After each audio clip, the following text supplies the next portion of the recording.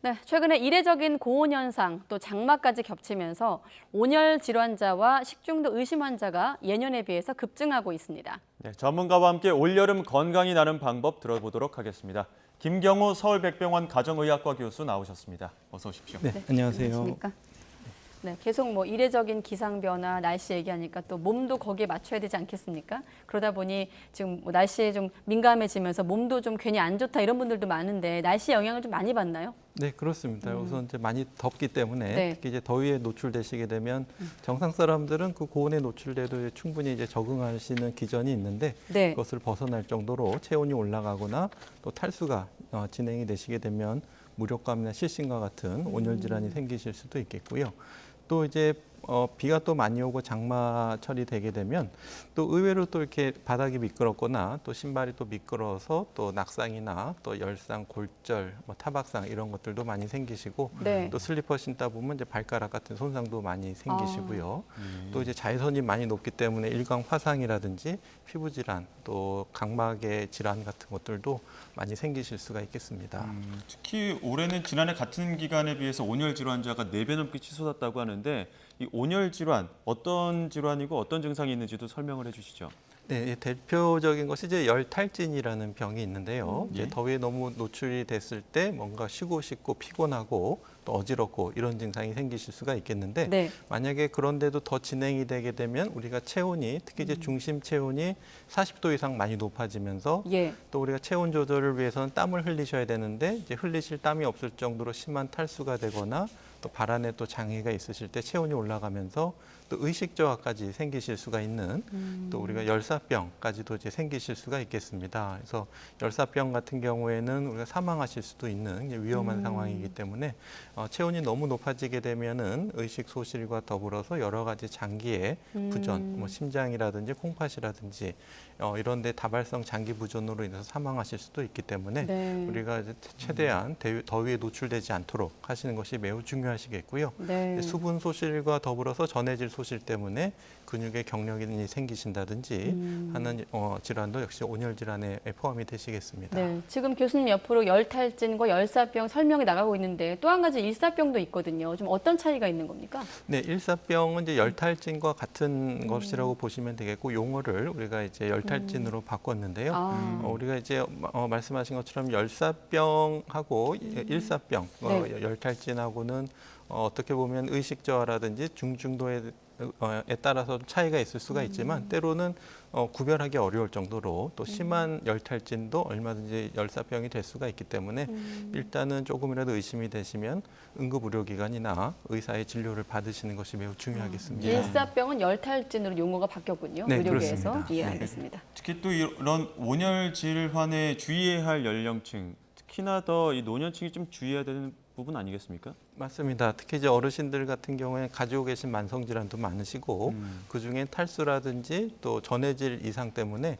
쉽게 콩팥 기능이 나빠지시거나 예. 또 우리가 칼륨 수치가 너무 높아지게 되면은 심장마비 같은 것이 또 오실 수가 있기 때문에 이런 수분과 전해질에 굉장히 또 민감하실 수가 있겠고요. 네. 그렇기 때문에 탈수에 매우 좀 주의하셔야 되겠고 또 이제 쉽게 또 체온을 조절하시는 능력이 떨어져 있기 때문에 쉽게 체온이 올라가면서 고열이 생기시는 열사병이 또 생기실 수가 있기 때문에 특히 고령의 어르신, 특히 만성 질환이 있으신 분들은 주의가 필요하시겠고 또 영유아 어린이 같은 경우에도 이제 스스로 어떤 폭염이라든지 고온 환경에서 벗어날 수 있는 능력이 떨어져 있기 때문에 어른들의 도움이 굉장히 필요하고 특히 이제 차라든지 버스, 통학버스 같은 데서 또 갇히는 사고도 많기 때문에 네. 어른들의 세심한 배려가 매우 중요한 연령층이 될 수가 있겠습니다. 지난 5년간 온열 질환 응급실 사망자 70대 이상이 절반이었다라는 통계도 있었고요. 사실 코로나19 국면에서도 워낙 기저질환자 얘기도 많이 했고 고령층 얘기도 많이 했는데 앞서 만성 질환 언급하셨거든요. 당뇨 질환자라든지 또 심혈관계 질환이 있으신 분들은 조금 더 주의해야 될까요, 역시나?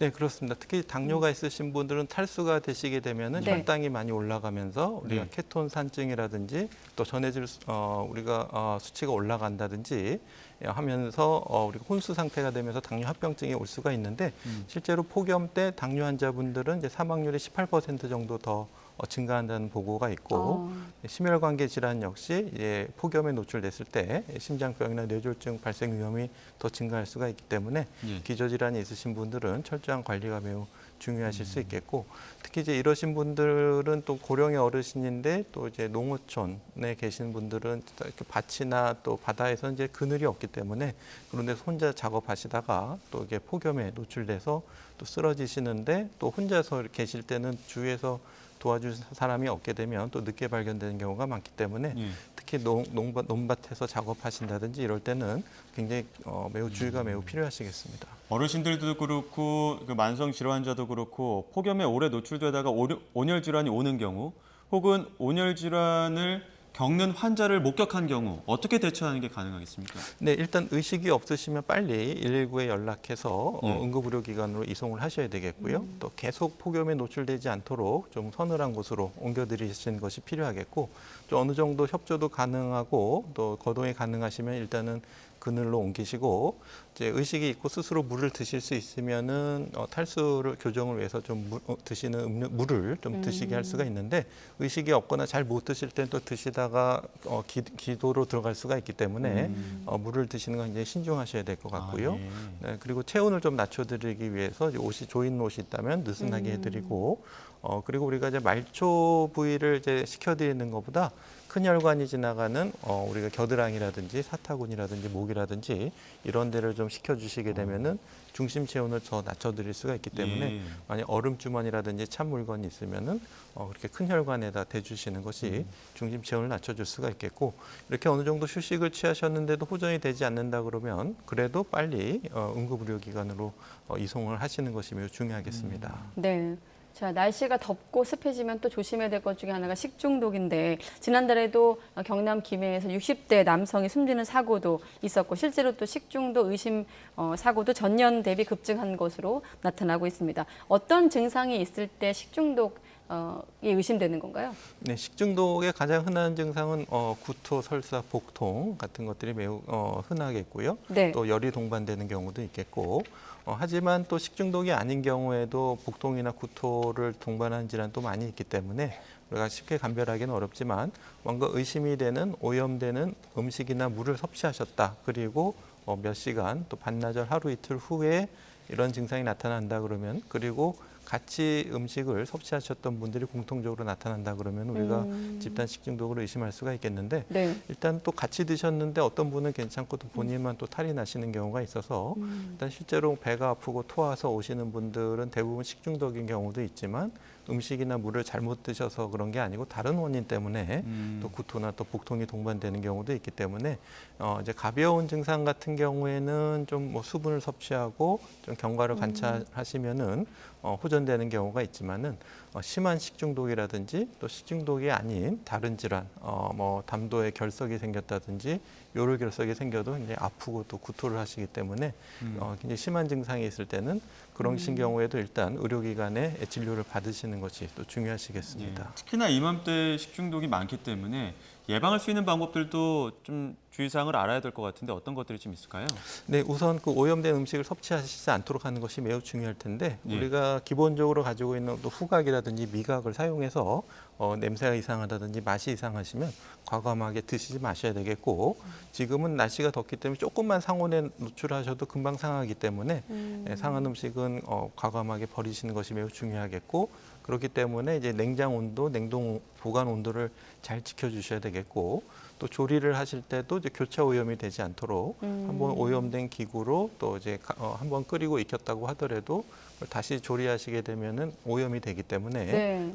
이런 조리 기구는 분리해서 사용하시는 것이 매우 중요하겠고요. 또 이제 어떤 기구는 끓였는데도 이제 아포 상태로 남아 있다가 다시 활성화되는 경우가 있기 때문에 이건 끓였기 때문에 괜찮다고 안심하지 마시고 즉시 섭취하시거나 또 아니면 적절한 냉장 보관해서 즉시 섭취하시는 것이 또 매우 중요하시겠습니다. 네. 옆에 나와 있는 내용 다 알면서도 좀 실천이 어려운 건 번거로워서인데, 사실은 생명에 위협이 될 수도 있기 때문에 번거로워도 좀 지켜야 되겠습니다. 그리고 또 한 가지, 여름철에 또 냉방병도 위험하다 이렇게 알려지고 있는데, 냉방병은 또 증상이 어떻습니까? 네, 냉방병은 이제 뭐 여러 가지 이유들이 복합돼서 뭐 피곤함이라든지 기침이라든지 호흡기 증상이 동반되는 증상들을 다 우리가 냉방병이라고 일컬을 수가 있겠는데, 네. 이제 흔하게는 요즘 같은 경우에는 그런 증상이 있다면은 혹시 이제 코로나 바이러스라든지 아니면 코로나가 아닌 다른 호흡기 바이러스, 세균, 진균 이런 것에 의한 감염증을 또 생각해 봐야 될 것 같고 또 알레르기가 있으신 분들도 이런 먼지에 의해서 또 이런 증상이 생기실 수가 있고 또 에어컨이 또 너무 차가워서 또 체온이 낮아져서 저체온증 때문에 이런 증상을 생기실 수가 있기 때문에 일단은 에어컨을 적절하게 처음에 킬 때는 좀 환기를 시켜서 먼지를 좀 줄이시는 것이 필요하겠고 네. 에어컨에 있는 여러 가지 청소도 좀 자주 해주시는 것이 좋을 것 같고요. 일단 적절한 온도를 지켜주시고 너무 차가운 온도에 노출되지 않도록 해주시는 것이 좋겠고 이것이 냉방병인지 뭔지 잘 모르겠다 그러면 요즘 같은 경우 일단 코로나 검사를 해보시고 또 다른 호흡기 질환 없는지 네. 또 기침을 심하게 하고 열이 많이 난다 그러면 젊은 분들도 뭐 기관지 폐렴 같은 것들이 얼마든지 있을 수가 있기 때문에 또 적절한 항생제 치료가 병행돼야 될 수도 있기 때문에 좀 증상이 심하고 그러실 때는 또 역시 의료기관의 진료를 받으시는 것이 중요하시겠습니다. 예, 저희 지금 자막으로도 나오고 있지만 열대가 계속되다 보면은 열이라도 좀 식히고 자자 싶어서 찬물로 샤워하는 경우가 있거든요. 그런 경우가 오히려 숙면을 방해한다는 내용도 있는데 어떻습니까? 네, 일단 숙면을 위해서는 적절한 체온, 그러니까 너무 몸이 뜨겁거나 주변이 너무 더우면 숙면을 못 하시기 때문에 이렇게 샤워를 하거나 해서 낮춰주시는 것이 필요한데 네. 너무 찬물 샤워를 하게 되면은 우리가 또 너무 교감신경이 항진되기 때문에 우리의 숙면에 방해가 될 수가 있겠고 우리가 미지근한 물로 샤워하셔도 충분히 체온을 낮춰드릴 수가 있기 때문에 미지근한 물로 샤워하시는 것이 도움이 되겠습니다. 예. 네.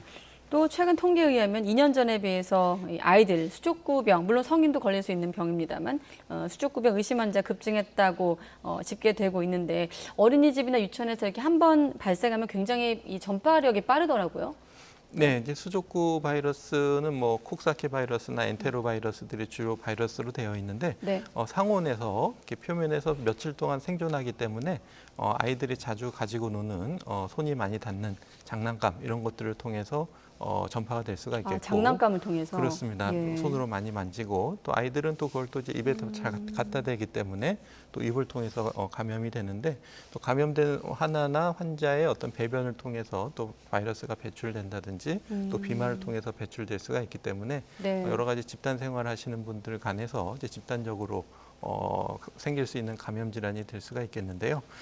아무래도 이제 우리가 코로나를 하면서 이제 손 씻기 여러 가지 마스크 착용 이런 위생을 통해서 최근 2년 동안은 수족구병이 감소했다가 최근 다시 약간 증가하는 양상이 보이고 있는데 네. 역시 똑같이 이제 의심되는 환자는 학교에 오거나 이제 유치원에 가지 못하게 하는 것이 필요하겠고 또 환경 소독이라든지 또 마스크 착용 이런 것들이 또 매우 중요하겠습니다. 네, 예. 초기 증상이 미열, 식욕 부진, 콧물인데 이게 코로나도 그렇고 감기도 그렇고 다 증상이 비슷해요. 그렇다 보니 병원에 가서 확인하는 게 가장 빠른 대처인가요?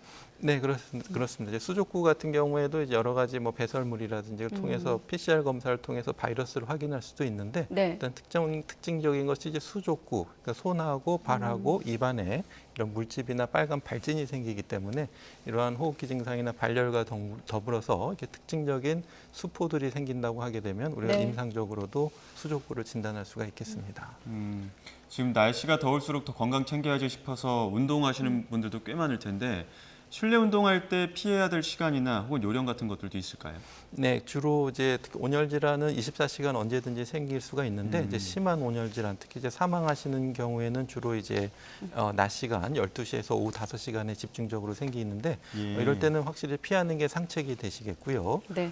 그다음에 중간중간에 충분한 수분 섭취와 또 그늘이나 에어컨을 통해서 체온을 낮춰주시고 하시는 것이 필요하겠고 또 실내라고 하더라도 너무 더운 작업 환경이라든지 비닐하우스 이런 점 좀 피해 주시는 것이 중요하겠습니다. 예. 네, 지금 끝으로 건강한 여름나기 또 수칙을 여러분께 안내하고 마무리하겠습니다. 네, 김경우 인제대 서울백병원 가정의학과 교수님과 함께했습니다. 오늘 고맙습니다. 네, 감사합니다.